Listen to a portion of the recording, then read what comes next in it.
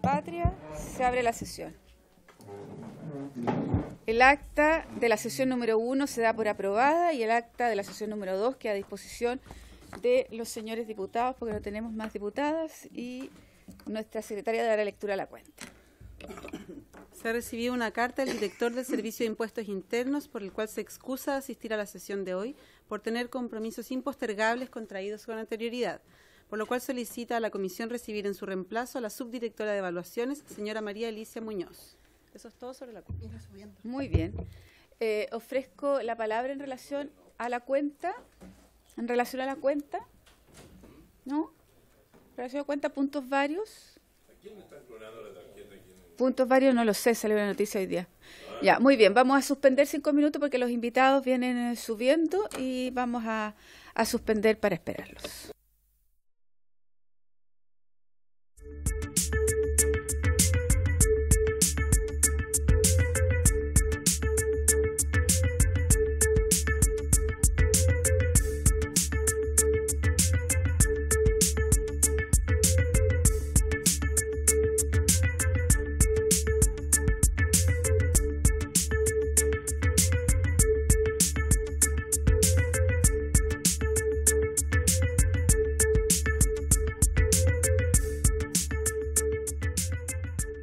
La sesión, ya llegaron nuestros invitados. Queremos agradecer entonces la presencia de la subdirectora de evaluaciones del Servicio de Impuestos Internos, la señora María Alicia Muñoz, y de los funcionarios, ¿no es cierto?, del Servicio de Impuestos Internos que se encuentran aquí, que sabemos además y conocemos que tienen muchísima experiencia en el tema que vamos a tratar hoy día en la mañana. Así que, señora María Alicia, usted conoce el contexto de la comisión investigadora, así que le ofrecemos la palabra.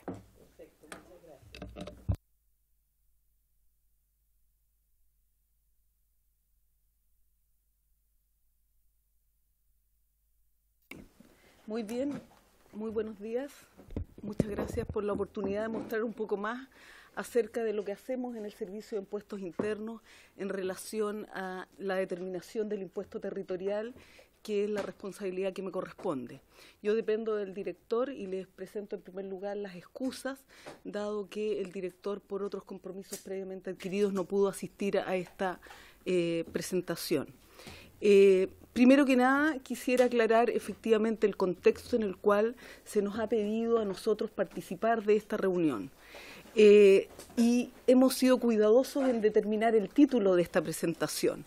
Y nosotros nos referiremos a lo que efectivamente a nosotros, como Servicio de Impuestos Internos, nos compete, que es referirnos a las modificaciones que nosotros efectuamos a las clases de capacidad potencial de uso actual de suelos para efectos del impuesto territorial.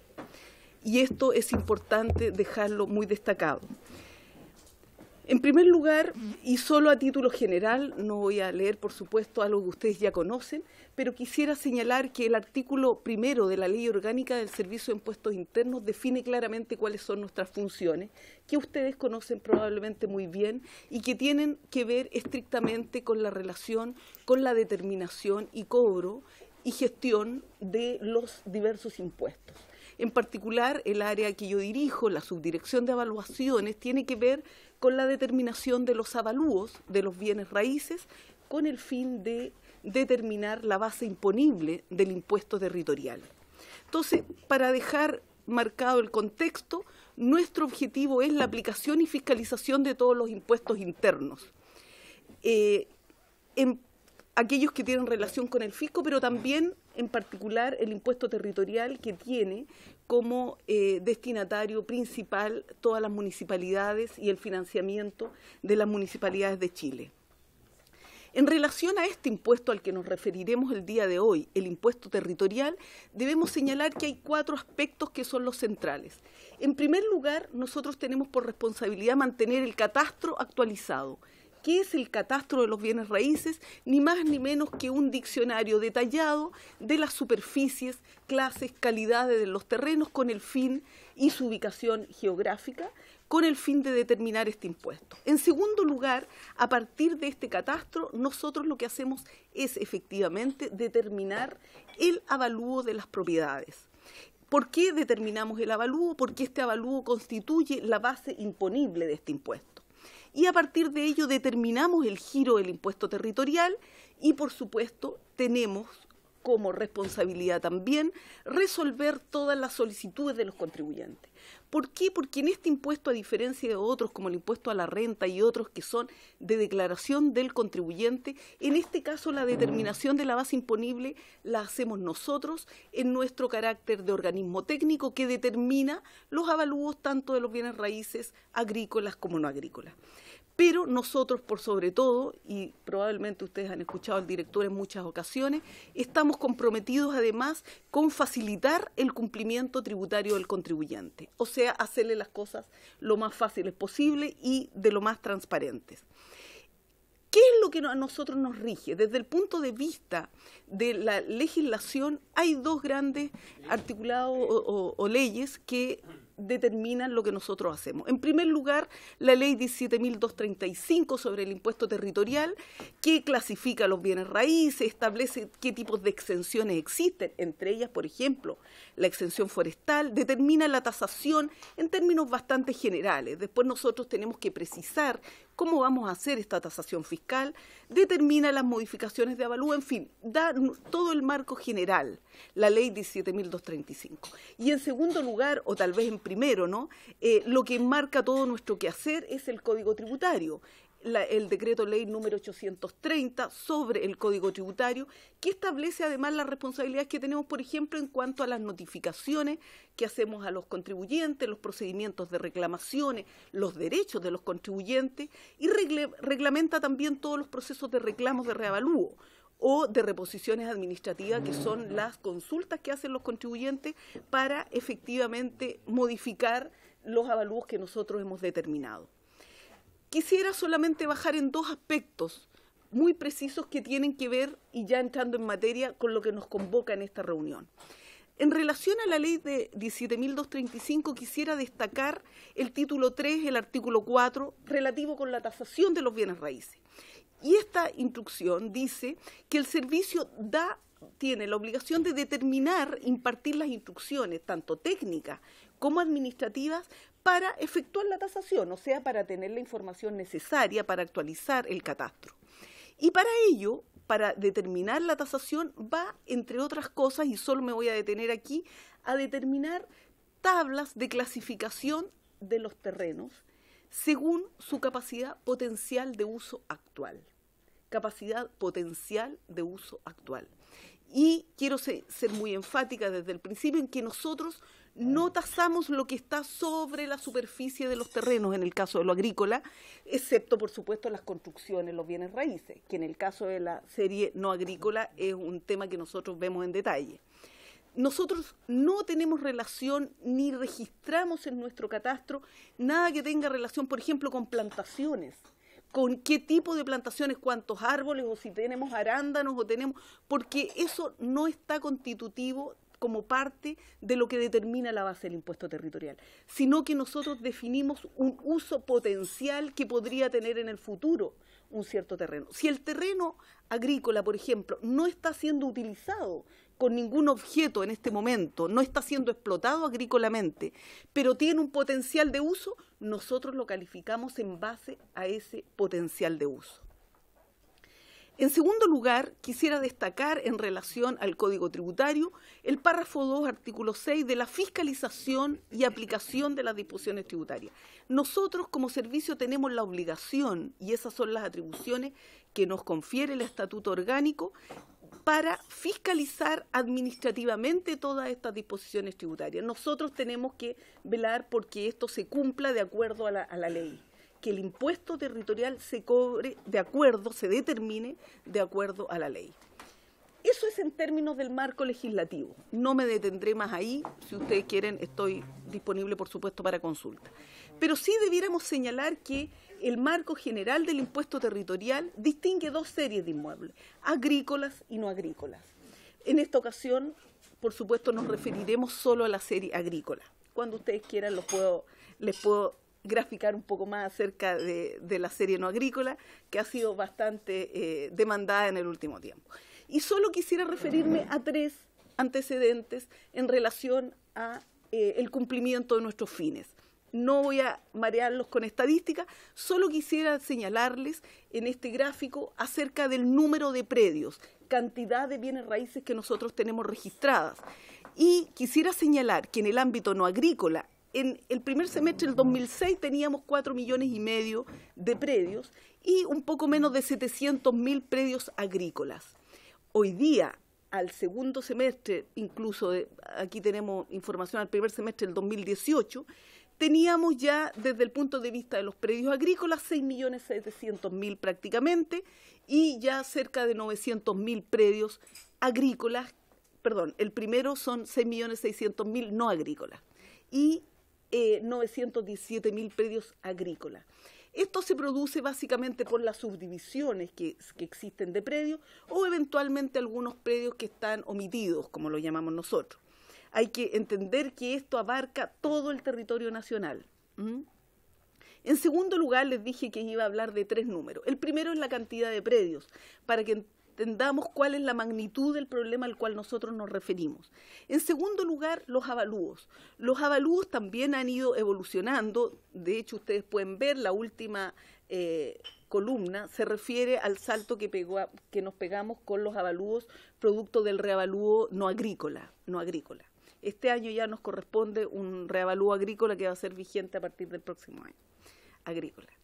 Pero solo la línea azul, como pueden ver ustedes, representa los avalúos agrícolas. O sea, es una proporción menor en relación al total de avalúos que nosotros consideramos. Lo mismo ocurre, por consecuencia, con las contribuciones. Esta es la evolución de las contribuciones. Nuevamente, el salto allá corresponde a un reavalúo no agrícola que hicimos en el último tiempo. No es novedad para nadie cómo han ido subiendo las propiedades, cómo se han ido valorizando.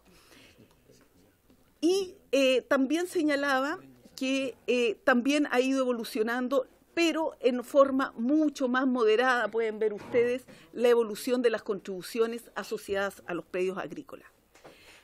¿Qué es lo que nosotros nos permite calificar un predio como agrícola o no agrícola?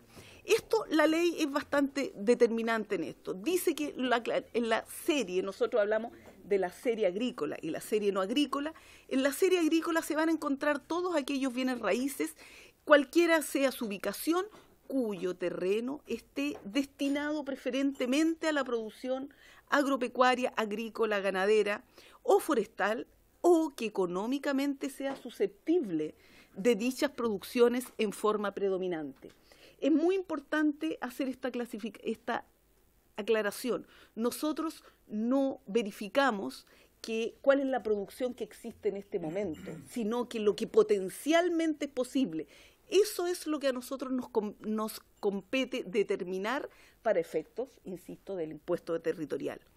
Este impuesto, no los voy a marear con los detalles, pero recae sobre el avalúo del terreno. Esa es la base imponible, pero también sobre la parte del avalúo de lo que se determinan las casas patronales, sobre estos 9 millones y algo que corresponden a un beneficio exclusivo que existe para las casas patronales, y además contempla una exención de 12 millones y algo a diciembre del 2018, una exención agrícola completa.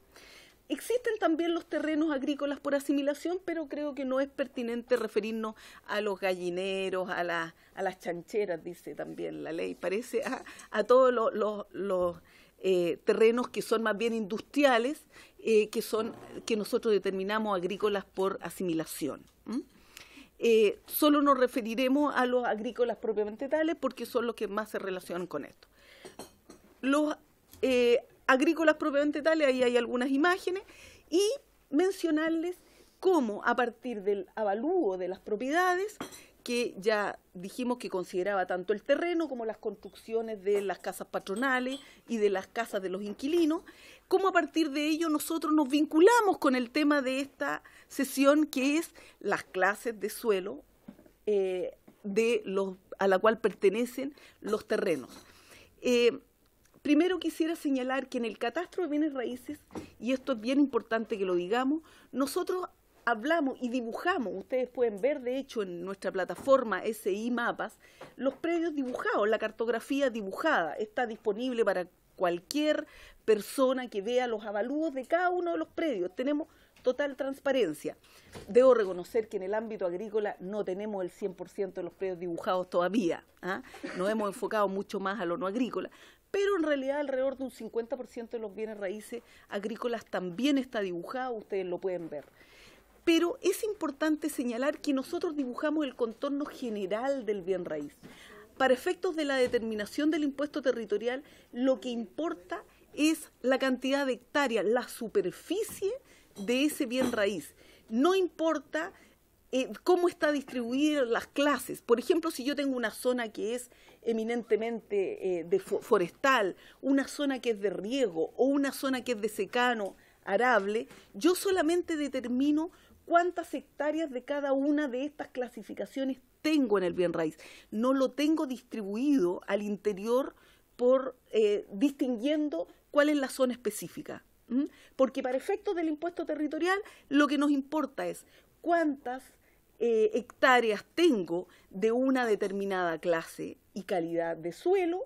Voy a una tabla que me dice la clase de secano, de primera o de segunda, arable o no arable, etcétera, o qué sé yo, según la clasificación que nosotros hacemos, dependiendo de ello se va a una tabla y se dice tantas hectáreas, este es el valor y se acabó. Eso me permite determinar el avalúo de esa línea de terreno. Nosotros hablamos de la línea de terreno, o sea, tenemos un gran predio que tiene 300 hectáreas, tiene 100 hectáreas de una clase, 50 de otra, etcétera.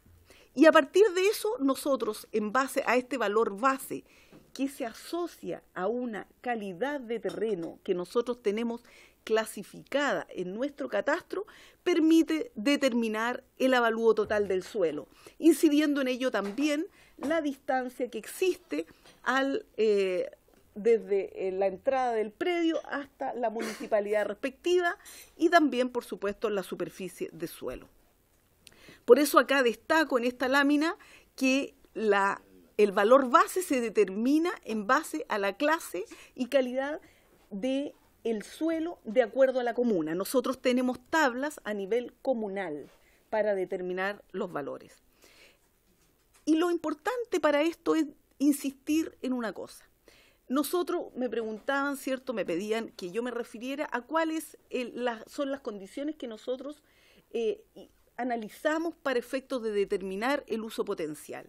Primero, hay que señalar, perdonen que sea muy reiterativa, como nuestro negocio, por así decirlo, es el del impuesto territorial, a nosotros nos preocupa actualizar el catastro en la medida en que las calidades, y también cuando el contribuyente nos dice usted tiene sobreclasificado y por lo tanto me está cobrando contribuciones en exceso, nosotros tenemos que revisar el terreno, ajustarnos a las clases y calidades, ver las consideraciones técnicas y bajamos la clase y calidad. Pero también, efectivamente, existen situaciones en que un suelo, y hay que ser consciente también de que la determinación de las clases y calidades de los suelos es una cuestión dinámica. Precisamente a partir de esta presentación yo analizaba algunos documentos del SAG y de otras instituciones donde queda claramente establecido el suelo es algo dinámico. También en la medida en que existe la tecnología que permite desarrollar nuevas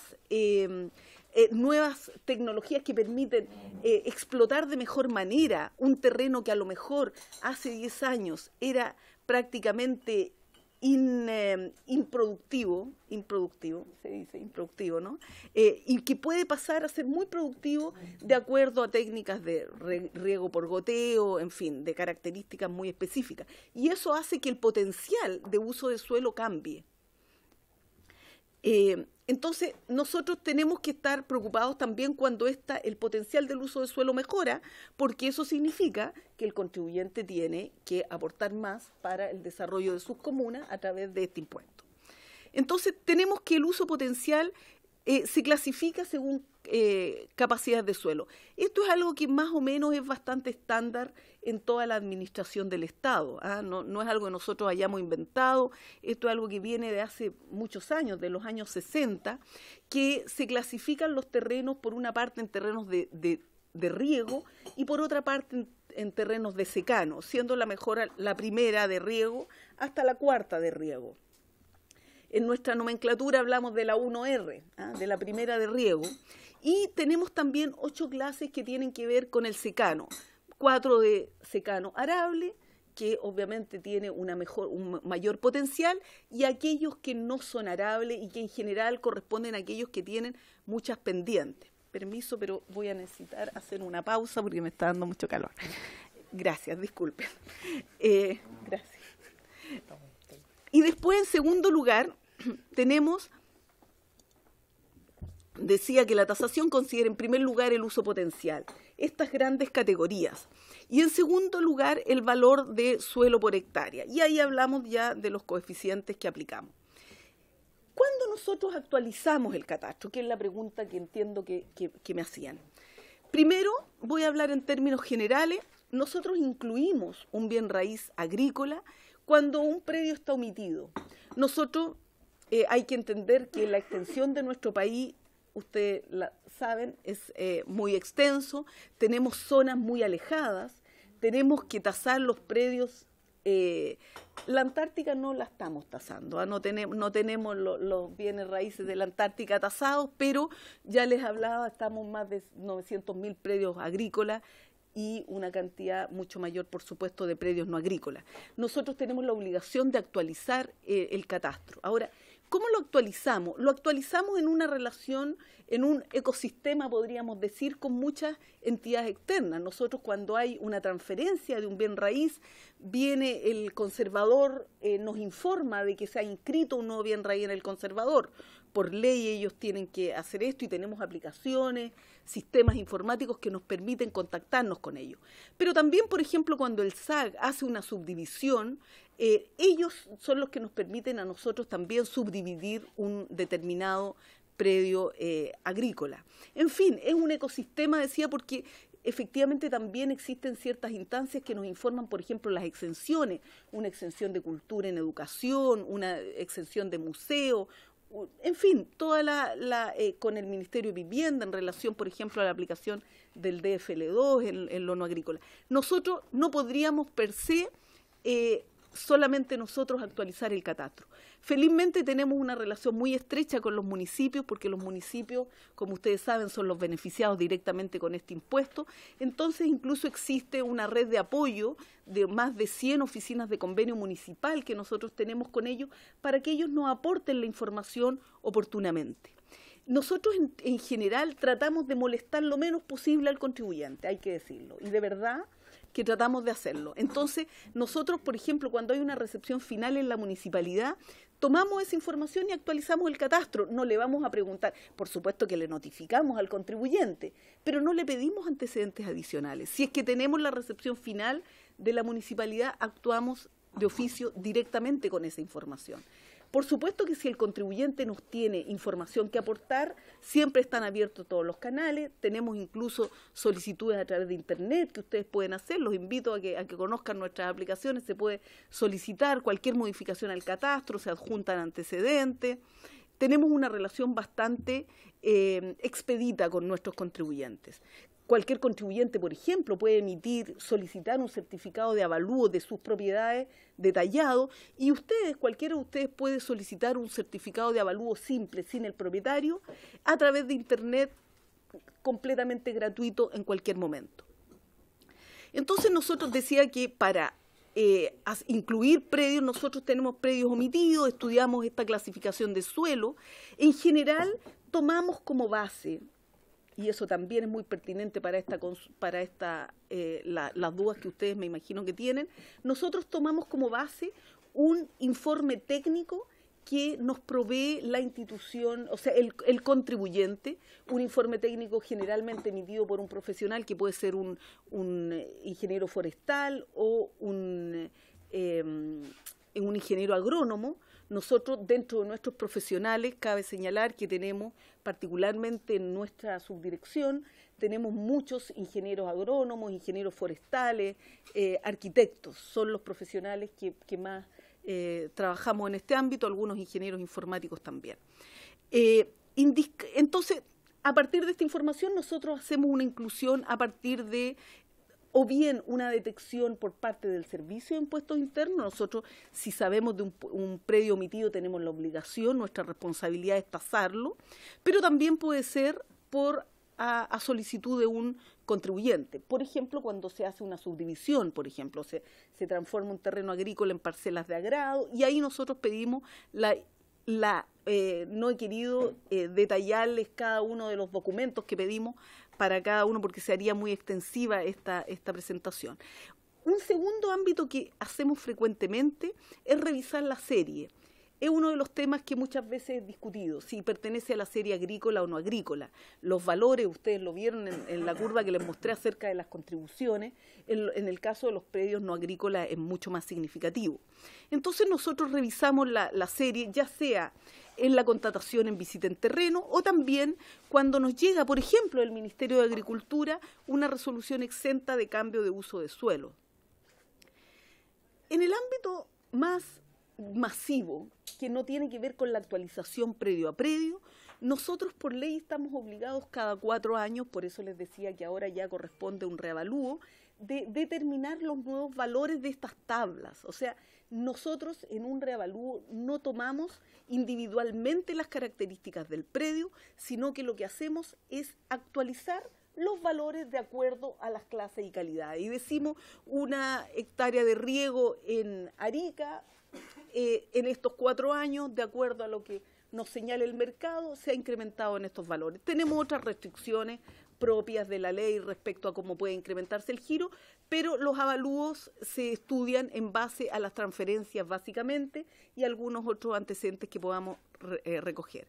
Cada 4 años hacemos este reavalúo y es importante mencionarlo porque, por ejemplo, en el año 2015 y en cada reavalúo nosotros tenemos la oportunidad de redefinir estas categorías de clases de suelo, las categorías no de cada predio individual, sino que las nuevas tablas que podrían aplicarse en el futuro. O sea, nosotros podríamos eventualmente incorporar mayores precisiones en la determinación de las características que permiten que nosotros clasifiquemos un suelo en una categoría o en otra. Aquí estoy diciendo, tal vez es importante señalar que en cada proceso de reavalúo, me va a permitir leer esto, se dicta una resolución en la cual se establecen todas las definiciones técnicas y los valores unitarios de terrenos y construcciones que deben regir durante la vigencia de ese reavalúo. Y para ello, nosotros clasificamos los terrenos en función de su ubicación geográfica, de las características de la morfología, las aptitudes productivas, la fertilidad, etcétera, definiendo las categorías que ya les había mencionado. Quiero ser muy precisa. Hay en la administración pública distintas razones por las cuales se efectúan estas clasificaciones de uso de terreno.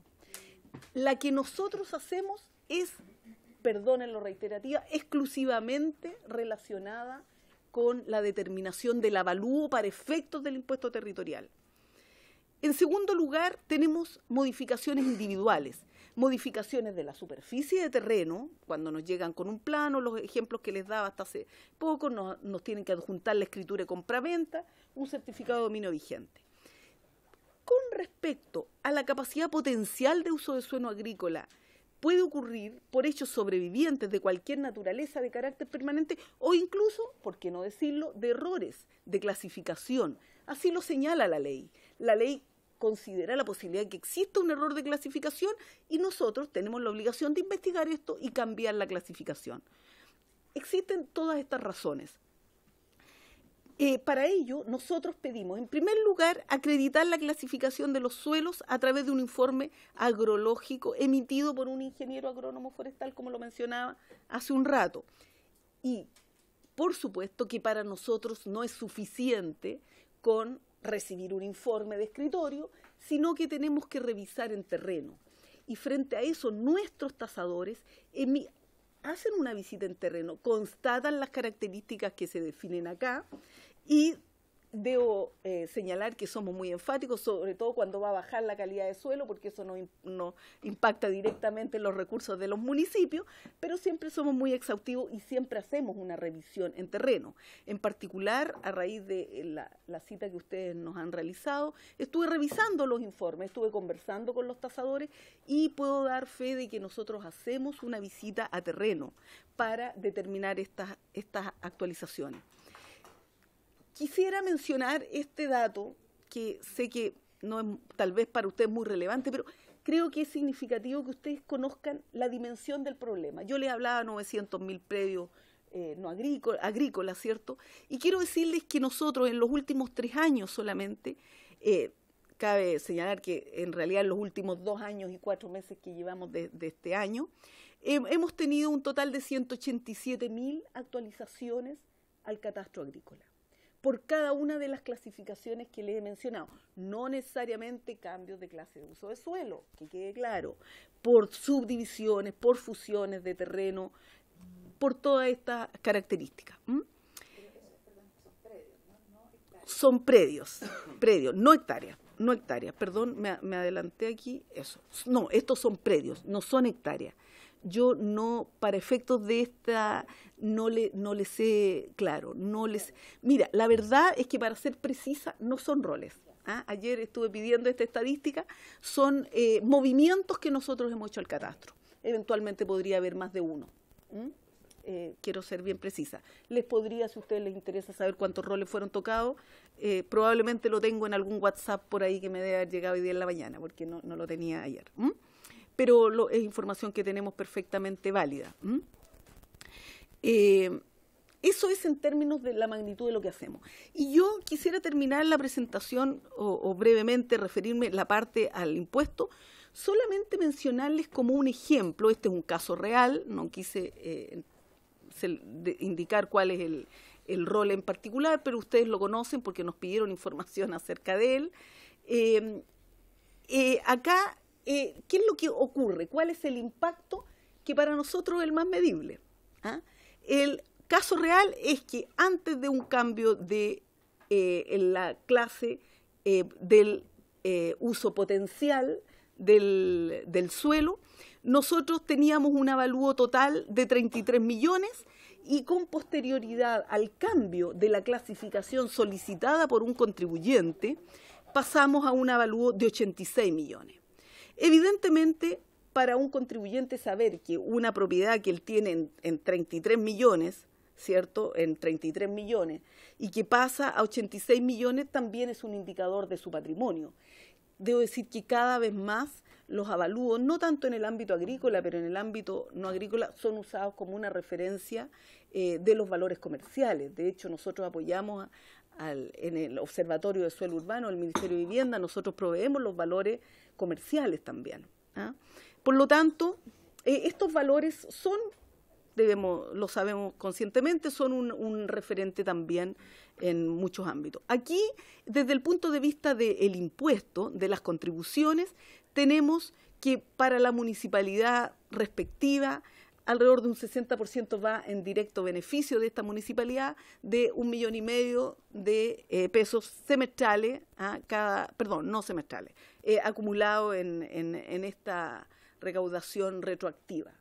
Pero esto va a tener un impacto mes a mes positivo para las arcas municipales, que es donde está finalmente mi corazón. Para ello nosotros trabajamos. Finalmente quisiera referirme brevemente, ustedes conocen probablemente mucho más que yo de este tema de la declaración de predio de aptitud preferentemente forestal. No es mi materia, debo decirlo francamente, pero como entiendo que eso es en relación a lo que se me ha citado, nos pusimos a averiguar un poco más de este tema. Y primero decir que, de acuerdo al artículo 2, y aquí probablemente voy a ir leyendo un poco más, porque como les digo, no soy muy experta en este tema, pero nosotros estuvimos averiguando el artículo 2 del decreto ley 701, son terrenos forestales o de aptitud preferentemente forestal, aquellos que técnicamente no sean arables. Nosotros podemos saber cuando un terreno es arable o no. Estén cubiertos o no de vegetación, excluyéndose los que sin sufrir degradación puedan ser utilizados en agricultura, fruticultura o ganadería intensiva. La verdad es que nosotros esto lo vemos muy tangencialmente, como les decía. Pero conforme al artículo 7 de este cuerpo legal, la calificación de terrenos de aptitud preferentemente forestal, así como los bosques naturales o artificiales, deberá efectuarse por la CONAF, Corporación Nacional Forestal, a requerimiento de su propietario, acompañando un estudio técnico del terreno, con su consiguiente proposición calificatoria y elaborada por un profesional, ¿cierto?, inscrito en el respectivo colegio. Efectivamente, nosotros recibimos también este tipo de informe para efectos del impuesto de la clasificación del impuesto territorial, sin duda. Por su parte, la desafectación de un predio declarado de aptitud preferentemente forestal está regulada en el artículo 13, que señala que es la CONAF la que podrá autorizar en casos justificados y solo excepcionalmente la desafectación de un terreno declarado forestal. Nosotros no tenemos ninguna competencia en ese ámbito.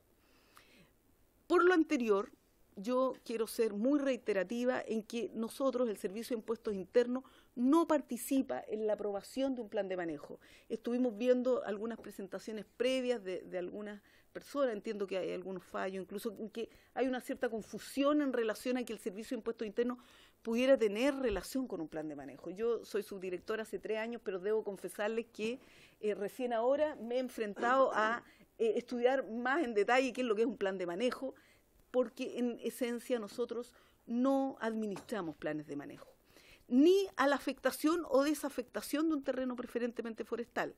Por tanto, el servicio, dentro de sus competencias y por mandato legal, primero resuelve de modo objetivo, en base a los antecedentes que nos presentan, las solicitudes de contribuyente en relación a modificar la clasificación del uso de suelo, considerando, primero que nada, el uso potencial y sus características físicas, con independencia absoluta del uso efectivo que el propietario que les desee dar en el futuro o el que le esté dando ahora. Si hoy día está dedicado a uno u otra actividad agrícola, la verdad es que para nosotros lo único relevante, como les señalaba al principio, para clasificar en la serie es si es de un destino eminentemente agrícola o forestal, sí o no, nada más.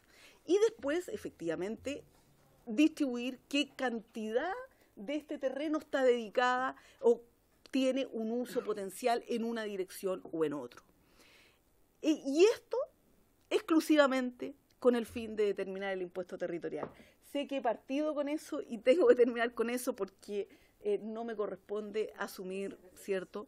Y sí veníamos agregando aquí con Simón en el camino, también señalar que es parte de nuestra obligación emitir certificados cuando el contribuyente lo solicita. Yo no puedo negar a un contribuyente, evidentemente, y menos en el ámbito, en el mundo en que vivimos hoy, en que la transparencia es nuestro sello, y está la información disponible en Internet, nosotros tenemos que otorgar un certificado que nos pida el contribuyente. Y cualquier información que nos pide el contribuyente acerca de cómo nosotros lo tenemos tasado, en general está disponible en Internet y tenemos la obligación de emitir estos certificados con una glosa que cada vez que ustedes vean un certificado de reclasificación de uso de suelo, podrán ver abajo, dice muy claramente, para efectos del impuesto territorial, usando las metodologías que tienen que ver con la clasificación para efectos de este impuesto. Eso es, espero estar dentro de los tiempos. Muchísimas gracias. Y quedo disponible para todas las consultas. Gracias, señora María Alicia, subdirectora de Evaluación del Servicio de Impuestos Internos. Ofrezco la palabra a los diputados. Diputado Barros. Gracias, presidenta. Quiero agradecer su clarificadora y muy didáctica presentación. En realidad, luego de su presentación y en virtud de lo que estamos analizando esta comisión, como que no cabría muchas preguntas. Ustedes no determinan ni son un eslabón dentro de la secuencia de pasos que debe ejercer. El micrófono, por favor, diputado. Gracias. Agradecer, entonces dije, lo didáctico de la presentación, y quizás no deberían haber preguntas, porque creo que ha sido muy didáctica en el sentido de decir que ustedes no son un eslabón. Yo tengo hartas preguntas. No, sí, yo tengo hartas preguntas, pero en relación al tema que nos convocaba, ustedes definitivamente no son un eslabón que determine o que avale una resolución por parte de algún estamento fiscal que permita o no permita un cambio en la utilización de un suelo más allá de las potencialidades que tenga ese suelo. Sí, una pregunta quizás anexa.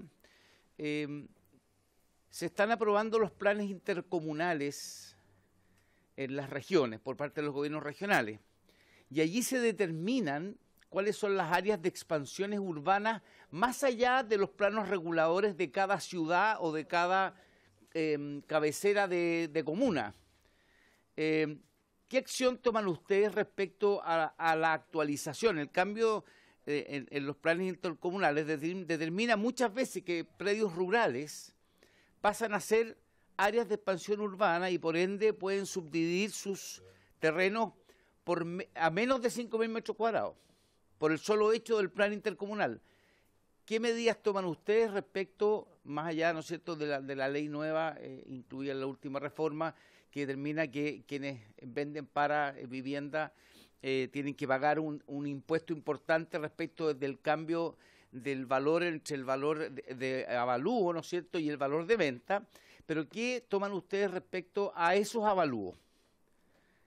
Porque es importante ir avanzando. Y segundo, respecto de áreas de expansión de riego, por ejemplo, nosotros tenemos el Convento Viejo, que hoy día va a regar parte del Olol, y de hecho ya lo está haciendo, y tenemos un proyecto que está en ejecución prácticamente desde la perspectiva de los diseños para llevar agua a Marchihue. ¿Qué ocurre con comunas enteras que son de secano, que tienen sus capacidades de uso, pueden ser de 1 o 2, pero son de secano, cuando pasan a ser riegos desde la perspectiva del avalúo y su contribución, obviamente, porque este es un impuesto que todos entendemos, va a contribuir al desarrollo de las comunas? Eso nomás, gracias. Diputado Romero. Gracias, Presidenta. Bueno, disculpe, llegué un poco tarde, por lo tanto a lo mejor voy a preguntar algo que ya se dijo. Pero yo soy nuevo aquí en el Congreso y estaba viendo la explicación que usted dio en relación que es terreno forestal, todo aquel terreno que no es arable. La verdad es que es un poco extraño. Yo vengo de la región del Biobío y el 99% de la región de los terrenos son arables. Yo fui alcalde de Coronel y ratifico lo que usted dijo, la buena relación que tienen el servicio con las municipalidades, hicieron un gran trabajo. Y cerca del 85% del territorio de la comuna Coronel, y hay otra que es peor, es forestal. Entonces es imposible poder crecer. Las empresas forestales siguen manteniendo el cultivo de los árboles no nativos, por razones obvias, eso es fuente laboral, pero se generan problemas con la comunidad. Repito, hay comunas donde no se puede, se necesita terreno para construir, por ejemplo, un hospital, y hay que negociar con las forestales. Hay comunas donde necesitan construir poblaciones y es imposible porque son terrenos forestales. El Servicio de Puestos Internos, ¿qué puede hacer en relación a eso? Por su intermedio, Presidenta, gracias. Anote las preguntas, ¿no es cierto? Y para que pueda anotar todas las preguntas, porque son varios diputados, a lo mejor van a tener que venir la próxima semana. Diputado Lonto. Sí, considerando la hora voy a ser súper breve, Presidenta. Que tenemos a las 10. Tiene que ver con la determinación de periodo agrícola o no agrícola, porque en parte de la presentación habían ciertos requisitos objetivos que son súper claros y otros que tienen que ver con que yo anoté acá, económicamente sean susceptibles de dichas producciones. Ahí obviamente el criterio queda mucho más amplio y es eso, si es que nos puede precisar en qué se basan precisamente esos criterios, porque yo creo que en base a esos criterios hoy día para las personas que tienen terreno, en virtud de la interpretación que hace la CONAF o cómo determina los planes de manejo, es más conveniente tener un terreno no agrícola, considerando también que se pagan agrícola, considerando que se pagan menos impuestos que no agrícola y considerando también la lámina que usted presentó ahí con respecto a cómo se han incrementado los pedidos agrícolas con los años, que creo que el año pasado eran al borde de 112.000, más que el año 2016 y que el 2018 íbamos a 50.000. A lo que hoy día, considerando los planes de manejo que tiene CONAF, es mucho más conveniente tener un predio agrícola para así no reforestar el determinado predio, considerando también de que ellos están basando en la determinación que hace el Servicio de Impuestos Internos con respecto a este amplio criterio que tiene al determinar que pueden ser terrenos que sean económicamente susceptibles de dichas producciones. Entonces, quizás podría señalarnos a qué se refiere con económicamente susceptible de dichas producciones, porque obviamente hoy día, para una persona que tiene un terreno, obviamente, ese amplio criterio puede ser mucho más tentador para solicitar que su predio sea agrícola y precisamente no reforestar el terreno, amparado obviamente en lo que hoy día determina la CONAF, que a mí me parece que acá obviamente la CONAF aplica un subterfugio bien hábil por lo demás para poder saltarse, para no permitir la reforestación a partir de los planes de manejo. Yo creo que aquí obviamente tiene que haber más que una responsabilidad de Servicio de Impuestos Internos que no tiene nada que ver con la situación, la responsabilidad es plenamente de CONAF a través de los planes de manejo que está aplicando este criterio, pero tiene que ver con eso, con la determinación respecto a los predios agrícolas. Presidenta, gracias. Gracias, diputado Lonton. Diputado Labra tiene la palabra. Muchas gracias, presidenta. Entiendo que lo que estamos investigando son las posibles responsabilidades en el cambio del suelo, las truculencias que pueden haber del Servicio de Impuestos Internos, si tiene alguna responsabilidad, de CONAF y de otros organismos estatales. Ese es el mandato que tenemos de investigar. Con su exposición podría quedar más o menos claro que no tiene ninguna responsabilidad. A mí me gustaría tener los documentos y espero que la comisión para poderlos ver más en detalle. Pero me llaman algunos asuntos la atención. Primero, la legislación o la manera en que se está tasando, que el listado ese que tienen viene de los 60. Así como se habla que es dinámico el cambio del suelo, quería saber cuál es la velocidad de cambio de esta legislación. Lo otro, en el ejemplo que usted puso, con respecto a la decisión de que pasa de 33 millones a 86 millones, el impuesto que genera eso son 220.000 pesos por ahí. Pero esa es la pregunta, en realidad, si eso genera. Y con eso se beneficia 60% la municipalidad. Me gustaría saber a qué cantidad de hectáreas corresponde este ejemplo. Y le voy a poner un ejemplo más claro, porque me quedé muy preocupado. Si 390 hectáreas sería aplicable a este ejemplo. 390 hectáreas. Se quería saber el tamaño que tiene este predio o rol, eso no está claro. Está ahí, y aquí corresponde, bueno, eso. Lo otro es, ¿qué significa que me ampliara lo que significa un predio omitido? Me queda claro que hay un informe de un ingeniero agrónomo y una visita de tasadores al terreno. Indudablemente que conociendo cómo se ha manejado todos estos asuntos, que informe un ingeniero agrónomo no es suficiente, y usted lo ha dicho. En la visita de los tasadores, yo tengo que hacer fe que son buenos tasadores y hacen bien su trabajo. Pero si existe otra alternativa que tienen ustedes de, una vez recibido el informe de los tasadores, hay otro ente dentro de ustedes mismos que puede evaluar lo que tasan esos tasadores, porque estamos los problemas son de ese tipo. aquí, lamentablemente, yo hago fe, usted tiene 3 años en su cargo, hago fe que ustedes están haciendo bien la pega, pero aquí estamos investigando quién hizo bien la pega. Entonces, eso, los otros artículos, me gustaría saber si el 701, y lo vuelvo a preguntar, porque el ingeniero que estuvo acá dijo que el 701 no influía absolutamente en nada en este asunto, en la posibilidad de la determinación de usos de suelo y todo eso. Por lo menos yo quisiera ver si ustedes tienen alguna opinión sobre eso. Muchas gracias. Diputado Labra, diputado Urrutia. Preguntas, pero no era el tiempo. Una nomás. Muy buenos días, muchas gracias por estar acá en la Comisión de Agricultura. ¿Qué dije yo? Flauta, es que yo me siento aquí en la Comisión de Agricultura, perdón. Y es la misma sala además, exactamente la misma sala. Oye, le voy a decir que la mayoría de los integrantes son los mismos también, entonces estoy por eso. Bueno, por eso me confundí. Decirles que antiguamente, o hace muchos años atrás, se medían los predios agrícolas en cuadras, no se medían en hectáreas.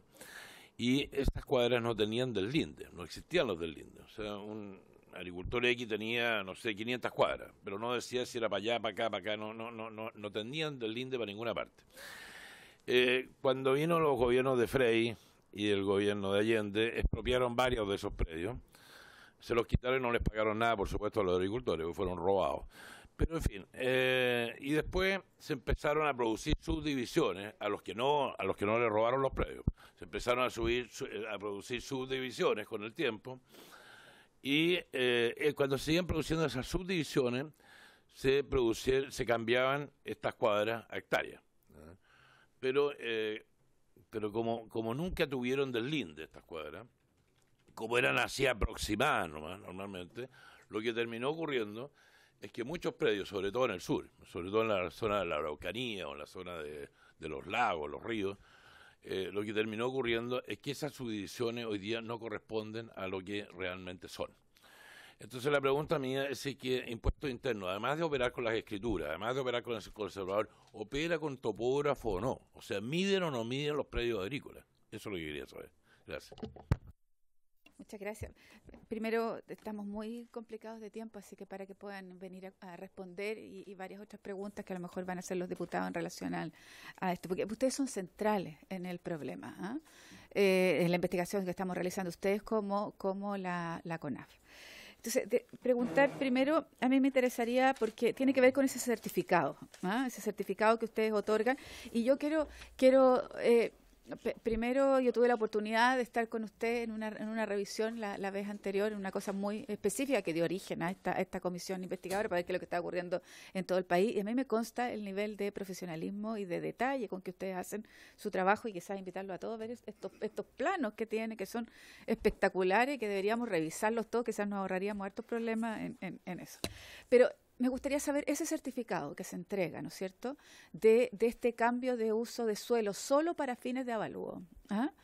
Yo quiero saber en los últimos 10 años, porque eso es lo que nos mandata la comisión. Si ustedes nos pudieran entregar este tipo de certificado en los últimos 10 años, en las regiones, ¿no es cierto?, donde está, claro, cuántos certificados por las regiones y por las comunas, porque eso es lo que nos mandata la comisión para tener una evaluación cuantitativa, ¿no es cierto?, de lo que estamos hablando. Si nos pudieran caracterizar también no solo el número, sino la cantidad de predios, quizás ahí por roles, y la cantidad de hectáreas que esto ha significado, y la caracterización desde el punto de vista de aquellos que corresponden a ladera o aquellos que corresponden a valle. También, si hay algún... A mí lo que me preocupa es lo que tiene que ver con la coordinación de los servicios.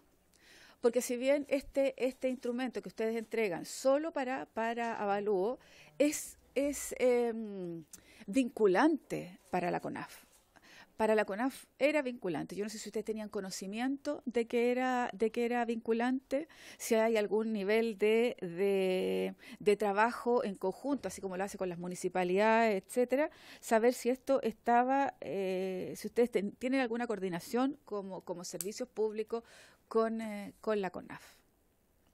Porque la complicación es que para la CONAF ha sido en estos últimos años vinculante para entregar el cambio de uso de suelo.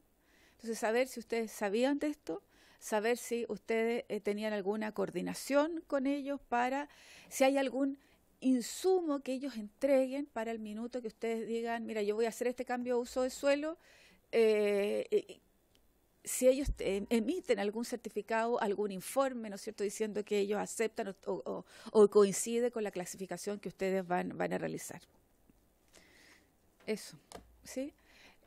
Subdirectora, nosotros tenemos que entrar a sala a las 10 de la mañana, por eso que empezamos a las 9, 2 minutos, y agradecer su asistencia, su exposición, que fue muy, muy importante, aclaratoria, no solo para este caso, sino para varios otros, así que si nos pudiera dejar la información, y si es posible, ¿no es cierto?, nosotros en la comisión investigadora nosotros citamos, y las citaciones al director, entendiendo que él no pudo venir, y a mí me interesa. Yo prefiero con ustedes porque ustedes son los que manejan el día a día de esto. Les voy a invitar a ellos. Yo prefiero invitarlos a ellos porque hay una continuidad en el sistema. ¿Les parece? Entonces, agradecerles la presencia de hoy y esperándolo la próxima semana. Muy bien. Por haberse cumplido el objeto de la sesión, esta se levanta.